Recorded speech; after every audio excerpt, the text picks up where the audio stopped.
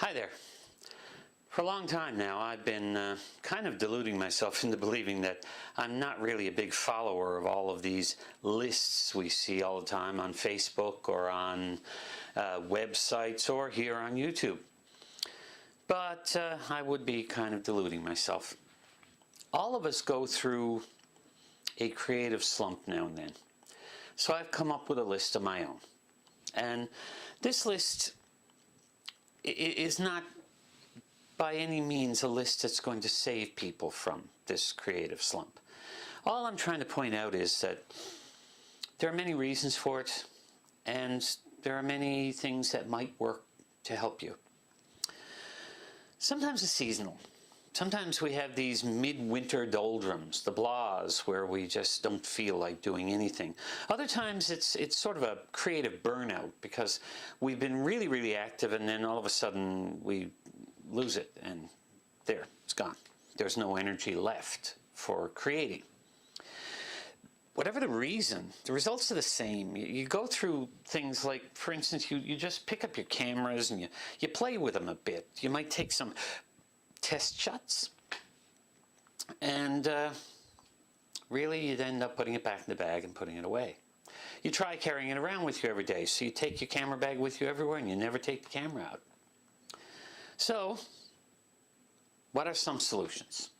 Well, I find that a solution that works once may not work again. So when you listen to these, stop and think, will this work for me or have I tried it already? The first one on my list is to put it down. Just put it away. Put away the camera gear. Don't think about taking pictures. Don't take pictures. Do something else. Pick up another hobby. Pick up your ukulele and learn how to play it. That's what I'm going to do. So, does this work? Sometimes. Simply getting away from something sometimes makes it more interesting for us.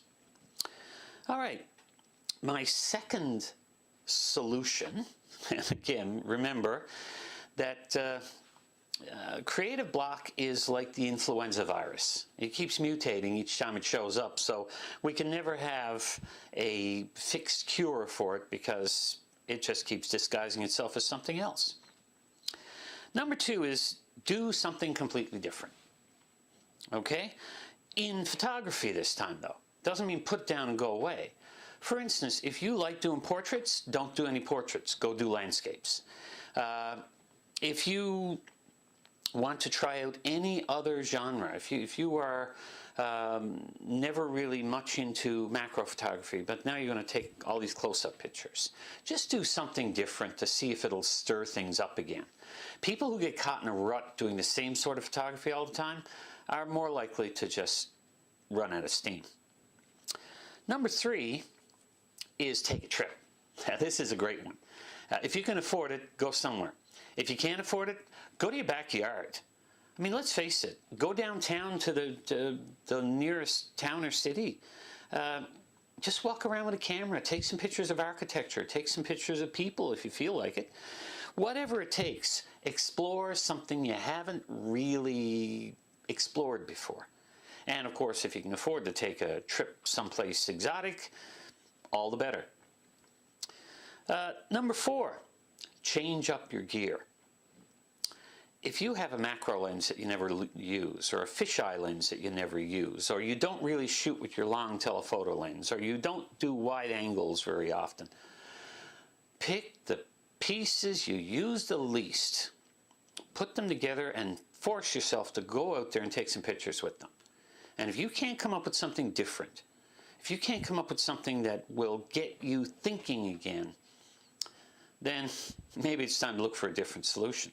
But I find that that can work. For instance, something like a fisheye lens in particular, because of its limitations, can make a great challenge. And a challenge sometimes is all we need. Number five, and the last one on my list, set yourself an assignment. Now, no, I am not suggesting a 365-day assignment. I just did that. And at times it became a bother. At times I didn't have an image, so I did some editing and said, today's image is an edit of an earlier picture. It you don't want to do anything that becomes a chore. It's got to be something that's going to be fun. So be reasonable. Family pets. You know, go around to all your friends and family who have dogs and cats and get some pictures of them. Let's see, a landscape a month. I mean, everybody can manage, I'm sure, to come up with some landscape type picture once a month. Maybe a portrait, a candid portrait once a week.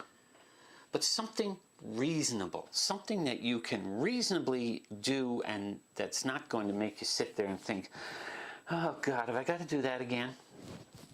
Now, neither of these is a sure cure. And of course, all of them have their own risks, but hopefully something here will help you get your creative juices going. If you enjoyed this video, please click like. If you want to see more of my videos, be sure to subscribe. And of course, if you think someone else with the midwinter doldrums needs a little boost, then click share. And I am wearing my green for St. Patrick's Day. Bye for now.